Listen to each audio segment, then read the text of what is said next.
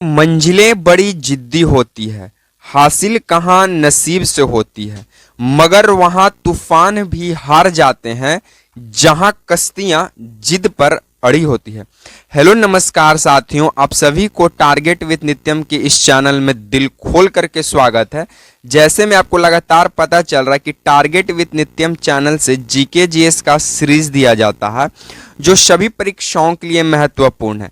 आप जिस भी गवर्नमेंट एग्जाम की तैयारी कर रहे हैं, लाइक बीपीएससी शिक्षक भर्ती, बिहार पुलिस, बिहार दरोगा, बिहार एसएससी, रेलवे, बैंकिंग या फिर डिफेंस एग्जाम या फिर वे तमाम परीक्षाएं जिसमें आपसे जीके जीएस से संबंधित सवाल पूछे जाते हैं, उन सभी एग्जामों के लिए ये वीडियो महत्वपूर्ण होगा, क्योंकि इस चैनल से जो भी जीके जीएस के सीरीज कराए जाएंगे वे सभी लूसेंट के PYQs हैं, यानी लूसेंट के प्रीवियस ईयर पर आधारित उठाए गए प्रश्न हैं जो आपको एग्जाम में इस तरह के प्रश्न आपको देखने को मिलेंगे या फिर इससे रिलेटेड जो भी हम सवाल कराएं वो देखने को मिलेगा। अगर आप पहली बार चैनल पे विजिट किए हैं तो चैनल को सब्सक्राइब कर दीजिएगा, वीडियो को लाइक कर दीजिएगा और कमेंट कर जरूर बताइएगा कि ये वीडियो आपको कैसा लगा। बाकी मनोरंजन के साथ, ट्रिक के साथ और अच्छे से जीके जीएस को हम कैसे याद कर सकते हैं, उन सभी कॉन्सेप्ट्स के साथ हम अपनी इस जीके जीएस के प्रश्नों को हम हल करते हुए आगे बढ़ेंगे। ठीक है, तो चलिए आपकी ज़्यादा समय की बर्बादी नहीं करेंगे, क्योंकि हम मोटिवेशनल कोट पहले ही बोल दिए हैं जिससे आपके चेहरे पे मुस्कान रहेगा और आपको ऊर्जावान बनाएगा कि ये मंजिलें बड़ी जिद्दी होती है, हासिल कहाँ नसीब से होती है, मगर वहाँ तूफान भी हार जाते हैं जहाँ कश्तियाँ अपनी जिद पर अड़ी होती हैं। तो आप भी अडिग रहिए, अड़े रहें। ठीक है, चलिए नेक्स्ट प्रश्न बोलता है कि उगते हुए सूर्य का देश किसे कहा जाता है। तो उगते हुए सूर्य का देश जापान को कहा जाता है। और आपको यह भी ध्यान रखना पड़ेगा कि जापान की राजधानी टोक्यो है। कहाँ है? टोक्यो है। ठीक है, बाकी आपको बता दें कि भारत में उगते हुए सूर्य का राज्य किसे कहा जाता है। तो एपी, आंध्र प्रदेश नहीं, अरुणाचल प्रदेश को कहा जाता है। बाकी जापान से संबंधित महत्वपूर्ण बातों की बात करें तो अमेरिका के द्वारा हिरोशिमा और नागासाकी पर परमाणु बम गिराया गया था। हिरोशिमा पर अमेरिका के द्वारा 6 अगस्त 1945 को परमाणु बम गिराया गया। कौन सा बम? परमाणु बम गिराया गया, जिसका नाम था लिटिल बॉय, लेकिन बड़का धमाका। छोटा लड़का बड़ा धमाका था। तो हिरोशिमा 6 अगस्त 1945 पर और लिटिल बॉय उसका नाम था। नागासाकी पर गिराया गया 9 अगस्त 1945 को, जिसका नाम फैटमैन था। आप इसे एक तरीका से याद कर सकते हैं, नागा में 9 आ रहा है, नागा में 9। तो नागासाकी पर 9 अगस्त 1945 को फैटमैन परमाणु बम गिराया गया और हिरोशिमा पर 6 अगस्त 1945 को लिटिल बॉय नामक परमाणु बम गिराया गया। इस बात को भी आप ध्यान रखिएगा। ठीक है, चलिए नेक्स्ट हमारा सवाल क्या कहता है कि पानीपत का प्रथम युद्ध कब हुआ था। तो आपको बता दें कि पानीपत का प्रथम युद्ध 21 अप्रैल 1526 ईस्वी को लड़ा गया इब्राहिम लोदी और बाबर के बीच में, जिसमें बाबर का विजय हुआ था। जिसमें किसका विजय हुआ? बाबर का। और ये वही बाबर है जिसे मुगल साम्राज्य का शासक माना जाता है। यह मुगल वंश का संस्थापक था। कौन? बाबर। पानीपत का दूसरा युद्ध की बात करें तो पानीपत का दूसरा युद्ध 5 नवंबर 1556 ईस्वी को लड़ा गया अकबर और हेमू के बीच में। हेमू एक हिंदू शासक थे, जिसमें अकबर की विजय होती है और हेमू की हार होती है। ठीक है, इस बात को भी आप ध्यान रखिएगा। बाकी तीसरा युद्ध की बात करें तो पानीपत का तीसरा युद्ध 14 जनवरी 1761 ईस्वी को लड़ा गया अहमद शाह अब्दाली वर्सेस मराठाओं में, जिसमें जीत किसकी हुई? जिसमें जीत होता है किसका? इसका आंसर आप लोग कमेंट बॉक्स में कमेंट कीजिएगा कि पानीपत के तृतीय युद्ध में किसकी जीत होती है, अहमद शाह अब्दाली को या फिर मराठाओं को। ठीक है, चलिए नेक्स्ट प्रश्नों की ओर हम लोग आगे बढ़ते हैं। नेक्स्ट हमारा सवाल कहता है कि प्रेशर कुकर में खाना जल्दी क्यों बन जाता है। तो इसका आंसर सुनिएगा कि उच्च दबाव के कारण जल का क्वथनांक बढ़ जाता है, इसके वजह से प्रेशर कुकर में खाना जल्दी पक जाता है।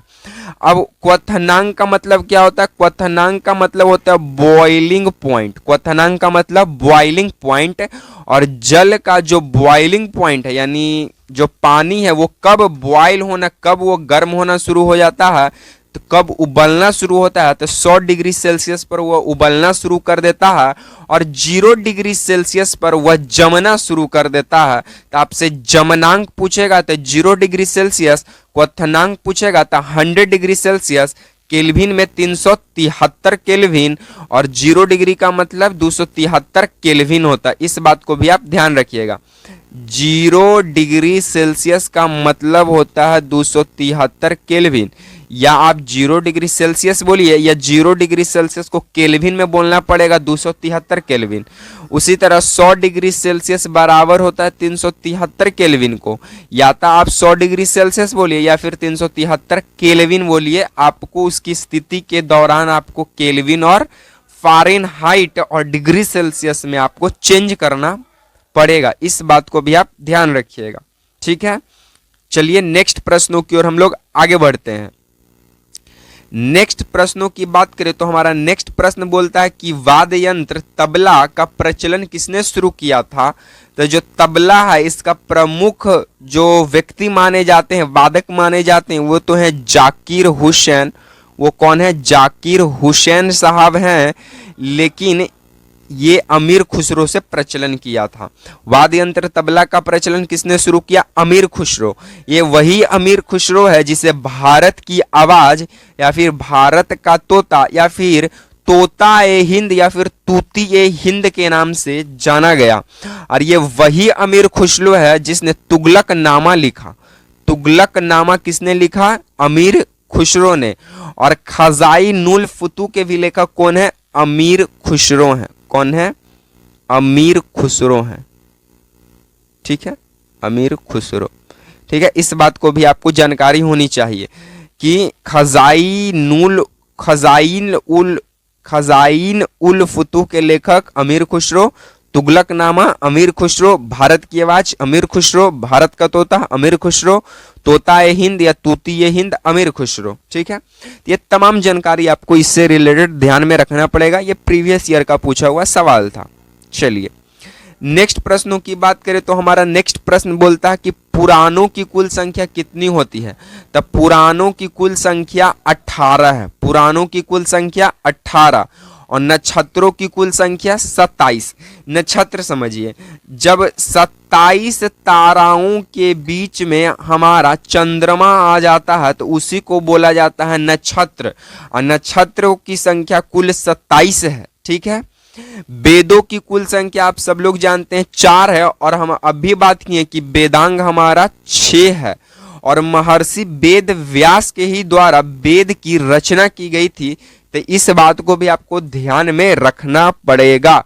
पुराण 18, नक्षत्र 27, वेद 4, वेदांग 6, और वेद के रचनाकार हैं महर्षि वेद व्यास जी, ठीक है। चलिए नेक्स्ट प्रश्नों की ओर हम लोग आगे बढ़ते हैं। हमारा नेक्स्ट प्रश्न क्या कहता है कि उज्जैन का प्राचीन नाम क्या था? तो उज्जैन का प्राचीन नाम था अवंतिका, या फिर उज्जैन की राजधानी मान ले तो वो थी अवंतिका। उज्जैन शहर जो है ये शिप्रा नदी के तट पर स्थित है। इस बात को भी आपको जानकारी हो जाना चाहिए। और उज्जैन में महाकाल का मंदिर है। महाकाल का एक प्रमुख प्रसिद्ध मंदिर है। और उज्जैन जो है मध्य प्रदेश में पड़ता है। उज्जैन शिप्रा नदी के तट पर स्थित है। अयोध्या रामनगरी सरयू नदी के तट पर स्थित है। और मथुरा श्री कृष्ण जी का जन्म स्थान जो यमुना नदी के तट पर है। और दिल्ली भी जो है वो भी यमुना नदी के तट पर ही स्थित है। यमुना नदी के तट पर ही स्थित है कौन? दिल्ली, ठीक है। तो इस बात को भी आपको ध्यान में रखना पड़ेगा। चलिए नेक्स्ट प्रश्नों की ओर हम लोग आगे बढ़ते हैं। नेक्स्ट प्रश्न की बात करें तो हमारा नेक्स्ट प्रश्न बोलता है कि संसार का सर्वाधिक सक्रिय ज्वालामुखी का नाम क्या है? तो संसार का सर्वाधिक सक्रिय ज्वालामुखी का नाम है कोटो कोटोपैक्सी, क्या नाम है? कोटोपैक्सी है। और ये किस देश में स्थित है, इसका उत्तर हमें कमेंट बॉक्स में चाहिए, ठीक है। बाकी बैरन द्वीप की बात करें, सॉरी, भारत का एकमात्र सक्रिय ज्वालामुखी बैरन द्वीप है। भारत का एकमात्र सक्रिय ज्वालामुखी बैरन द्वीप है। और ये बैरन द्वीप जो है अंडमान एंड निकोबार के पूर्वी क्षेत्र में स्थित है, ठीक है। इस बात को भी आपको ध्यान में रखना पड़ेगा। और एक और सवाल आपको बता दे कि ऑस्ट्रेलिया सबसे छोटा महाद्वीप है, और ऑस्ट्रेलिया ही एक ऐसा महाद्वीप है जहां एक भी ज्वालामुखी नहीं पाया जाता है सर, ठीक है। तो इस बात को भी आपको जानकारी होना चाहिए। और ऑस्ट्रेलिया को कंगारुओं का देश भी कहा जाता है। बाकी हमारा नेक्स्ट सवाल का था कि फुलहर झील भारत के किस राज्य में है। ये प्रीवियस बीपीएससी का पूछा हुआ सवाल है प्रीवियस ईयर में कि फुलहर झील भारत के किस राज्य में स्थित है। तब फुलहर झील जो है उत्तर प्रदेश में स्थित है। उत्तर प्रदेश की सबसे बड़ी झील गोविंद वल्लभ पंत सागर झील है, जो कि एक कृत्रिम झील है। कैसा झील है? कृत्रिम झील है, मानव के द्वारा बनाया गया झील है। और ये उत्तर भारत की सबसे बड़ी झील मानी जाती है, गोविंद वल्लभ पंत सागर झील। बाकी भारत की सबसे बड़ी झील की बात करें तो भारत का सबसे बड़ी झील चिलिका झील है, जो कि उड़ीसा में पड़ता है। और ये एकमात्र भारत और एशिया का लैगून झील है। सॉरी, ये कैसा झील है? लैगून झील है। इस बात को भी आपको जानकारी होनी चाहिए। और बुलर झील भारत की सबसे बड़ी मीठे पानी का झील है, जो J&K यानी जम्मू एंड कश्मीर में है। और भारत की सबसे बड़ी लवणता वाली झील सांबर झील है, जो कि राजस्थान में पड़ता है। इस बात को भी आपको ध्यान में रखना पड़ेगा, ठीक है। चलिए हम लोग नेक्स्ट सवालों की बात करें तो हमारा नेक्स्ट सवाल क्या कहता है। हमारा नेक्स्ट प्रश्न कह रहा है क्या कि निःशुल्क शिक्षा और अनिवार्य शिक्षा का अधिकार कौन सा अनुच्छेद में देखने को मिलता है। तो निःशुल्क शिक्षा और अनिवार्य शिक्षा का अधिकार अनुच्छेद 21 में आपको देखने को मिलेगा।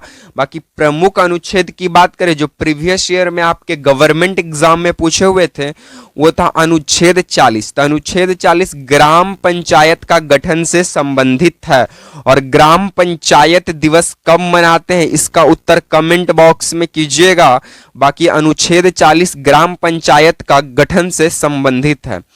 अनुच्छेद 76 भारत के लिए महान्यायवादी, भारत का महान्यायवादी का चर्चा अनुच्छेद 76 में देखने को मिलता है। और अनुच्छेद 110 में धन विधेयकों की परिभाषा देखने को मिलता है। बाकी राज्यपाल की नियुक्ति की बात करें तो इसका अनुच्छेद 155 में देखने को मिलता है। और राज्यपाल की नियुक्ति माननीय महोदय या राष्ट्रपति के द्वारा किया जाता है। अनुच्छेद 161 के तहत राज्यपाल जो है क्षमा प्रदान कर सकता है, जिस प्रकार 72 अनुच्छेद के तहत राष्ट्रपति अपना करते हैं। बाकी आज का प्रीवियस ईयर का लास्ट सवाल कि अनुच्छेद 280 जो है उसमें वित्त आयोग की चर्चा की गई है। इस बात को भी आपको ध्यान में रखना पड़ेगा, ठीक है। चलिए आज को हम वीडियो को यहीं पे विराम करेंगे। बाकी वीडियो को देखने के लिए धन्यवाद आप सभी साथियों को। वीडियो पसंद आया हो तो वीडियो को लाइक कीजिएगा, वीडियो पसंद आया हो तो वीडियो को शेयर कीजिएगा और कमेंट कर जरूर बताएगा कि ये वीडियो आपको कैसा लगा। बाकी इसी तरह के सीरीज के साथ आपसे मिलते रहेंगे नेक्स्ट वीडियो में। चैनल को सब्सक्राइब कर दीजिएगा। तब तक के लिए आप सभी साथियों को जय हिंद।